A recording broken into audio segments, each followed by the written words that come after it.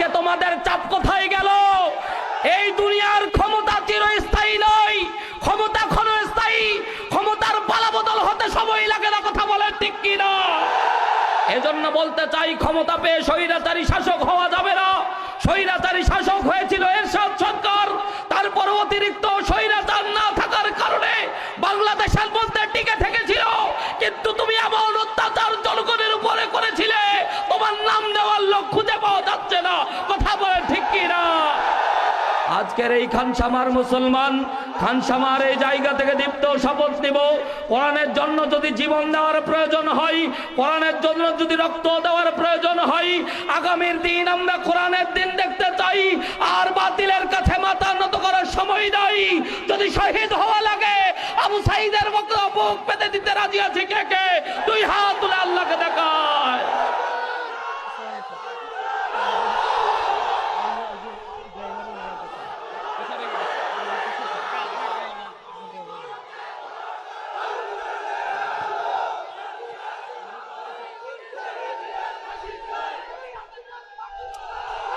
আল্লাহ কবুল করুন, আল্লাহ কবুল করুন।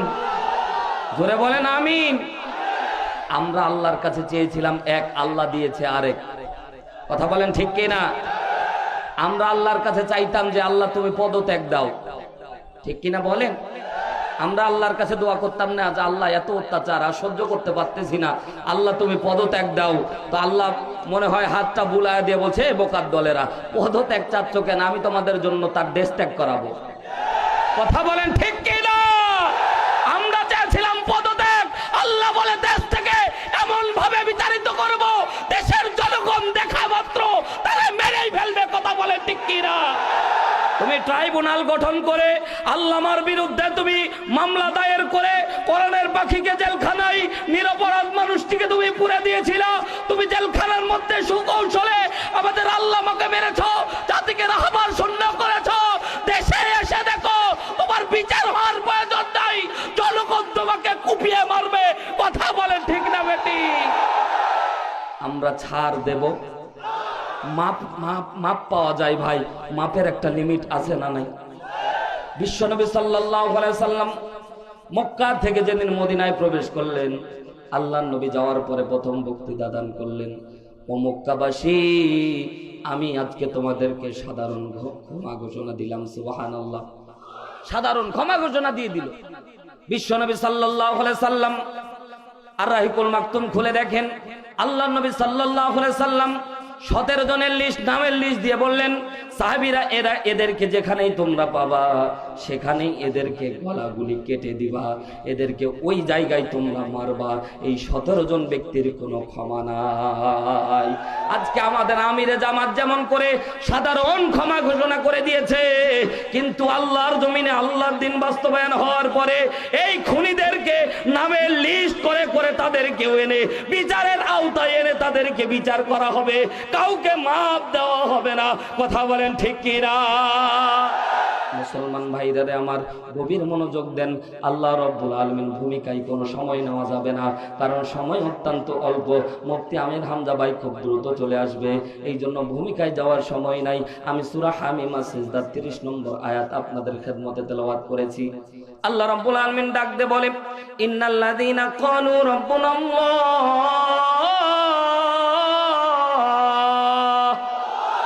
জোরে বলতে হবে আল্লাহু আকবার, আরো জোরে বলেন আল্লাহু আকবার। আমাদের রব কে? জোরে বলেন। অনেক চুপ করে আছেন, জোরে বলেন, আরো জোরে বলেন কে?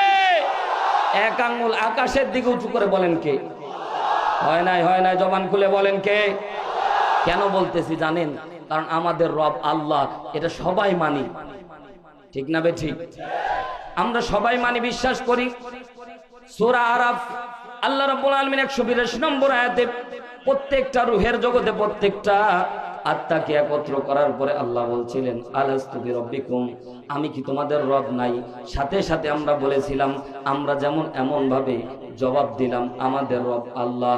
আমরা সেখানেও জবাব দিয়েছিলাম কলু বালা, রব তুমি আমাদের রব, তুমি আমাদের সব। কথা বলেন ঠিক না বেঠিক? কিন্তু দুনিয়ায় আসার পরে এক একজন এক এক দিকে চলে গেলাম, কনভার্ট হয়ে গেলাম, কেউ হিন্দু হয়ে গেলাম, কেউ বৌদ্ধ হয়ে গেলাম, কেউ খ্রিস্টান হয়ে গেলাম। রবকে ভুলে গিয়ে অনেকেই অনেক দিক দিকে চলে গেলাম।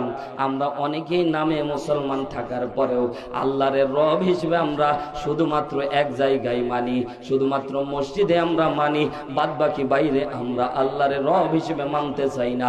কথা বলেন ঠিক না বেঠিক? মুসলমান আল্লাহ রাব্বুল আলামিন এই আয়াতের মধ্যে সামারাইজ করে ডাক দে, মুসলমানদেরকে ডাক দে, বলে ও আল্লাহর বান্দারা, আমার গোলামেরা, তোমরা মুখ দিয়ে স্বীকার করতেছো, আমার রব হিসেবে তোমরা স্বীকৃতি দান করতেছো। আল্লাহ রাব্বুল আলামিন বলছেন, ওই কথাটাই বলতেছেন আমরা যেটা বলতেছি। ইন্না, নিশ্চয়ই, অবশ্যই। কোরআনের মধ্যে 6টা শব্দ আল্লাহ ব্যবহার করেছে। ইন্না, আন্না, কান্না, লাকিন্না, লাইতালা, আল্লাহ। 6টা শব্দ আল্লাহ কোরআনের মধ্যে যেখানে ব্যবহার করেছে, নিশ্চয়ই শব্দটা ব্যবহার করেছে। জোরে বলেন আল্লাহু আকবার। জিজ্ঞাসা করতে চাই, আল্লাহ যদি কোনো কথা বলে সেটা কি মিথ্যা বলে? আসতে বলেন, জোরে বলেন। আল্লাহ যদি কোনো কথা বলে সেটা কি মিথ্যা বলে? তারপরেও আল্লাহ রাব্বুল আলামিন ইন্না শব্দ ব্যবহার করে শব্দটাকে আরো গাঢ় চিত্ত ডাক দিয়ে বলে, ইন্না, নিশ্চয়ই, আল্লাযীনা, যারা, ক্বালু, মুখ দিয়ে বলে, রাব্বুনাল্লাহ, নিশ্চয়ই আমার রবকে। জোরে বলেন। আপনারা ভয় পাচ্ছেন নাকি ভাই?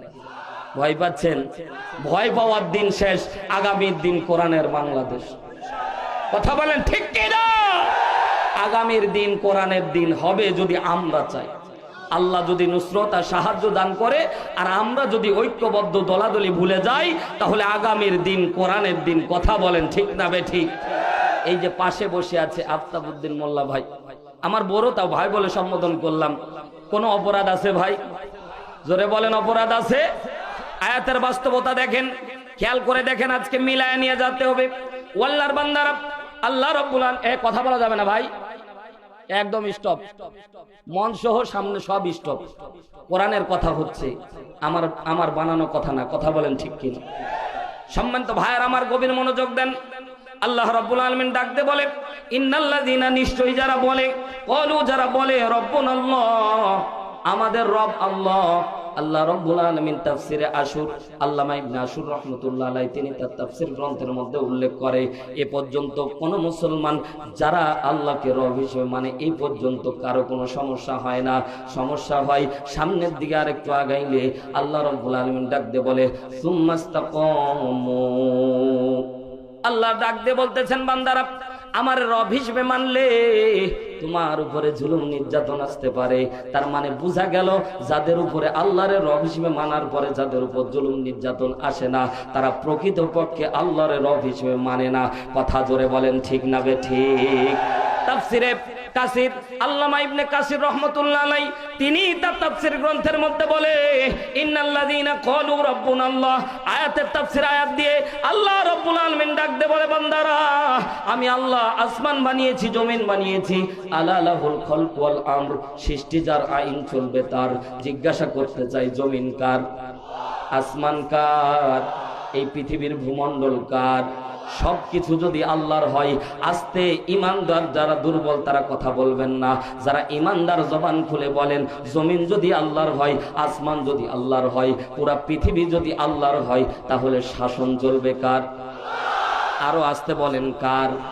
আর এখন বর্তমান চলে কার? আল্লাহ চলে। আল্লাহর বিধান চালু করার জন্য, এজন্যই তো জানমাল দিয়ে আল্লাহর রাস্তায় জিহাদ করার দরকার। এজন্য তো ইসলামী আন্দোলনের কর্মীরা কখনো থেমে থাকে না। ইসলামী আন্দোলনের কর্মীরা আগেও যেমন করে মানুষের দ্বারে দ্বারে, যখন মানুষের উপর যখন নির্যাতন চলেছিল, তখনও মানুষের দ্বারে দ্বারে রবের বাণী প্রচার করার জন্যই ঘুরেছিল। ব্যক্তিগত কোনো স্বার্থ সিদ্ধি হাসিল করার জন্য ঘুরে নাই। কথা বলেন ঠিক কিনা? আল্লাহর বান্দারা, গভীর মনোযোগ মনোযোগ দেন। আল্লাহ রাব্বুল আলামিন ডাক দে বলে সুম্মাস্তাকামু, ও বান্দারা আমি আল্লাহর রব হিসেবে মানা এত সহজ না, কারণ আমি আল্লাহ রাব্বুল আলামিন তোমার শুধুমাত্র মসজিদের ভিতরের রব তা কিন্তু না, তোমার প্রত্যেকটা জীবন ক্ষেত্রে আমি আল্লাহ তোমার রব। তাহলে আল্লাহ রব প্রত্যেকটা ক্ষেত্রে যদি মানতে পারেন, মুফাসসিরিন ইকরাম বলে কয় জায়গায় রব মানতে হবে? 6 জায়গায় রব মানতে হবে। জোরে বলেন কয় জায়গা? আরো জোরে বলেন কয় জায়গা? ব্যক্তি জীবন, জোরে বলেন কোন জীবন? আরো জোরে বলেন কোন জীবন? মুখস্থি করে যাওয়া লাগবে, কারণ যদি এই রবকে 6 জীবনে আপনি না মানতে পারেন, কবরে যায়া যখন আপনাকে জিজ্ঞাসা করা হবে, প্রথম প্রশ্ন করা হবে মান রব্বুকা, তোমার রবকে। ওই যে দুনিয়ার মধ্যে যতই আপনি প্রশ্ন মুখস্থি করে উত্তর মুখস্থি করে যান না কেন, রবকে যদি না মানতে পারেন, কবরে গিয়ে আপনি রব্বি আল্লাহ বলতে পারবেন না। এটাই বাস্তবতা, কথা বলেন ঠিক কিনা? অনেকেই বলবেন হুজুর জানা কথা বলতে পারবো না কেন? উদাহরণ দিলে বুঝতে পারবেন। আপনাদের এলাকার কোনো ছেলেকে যদি তার মা কিংবা বাবা 100 টাকা দিয়ে বাজারে পাঠায় যে বাবা এই যে তেল কিনে নিয়ে আসবা, বাচ্চা বাজারে যাওয়ার পরে সিনেমা হলে গিয়ে 100 টাকা সিনেমা দেখে ফুরায় দিল, বাড়ির মধ্যে যদি আসে বলেন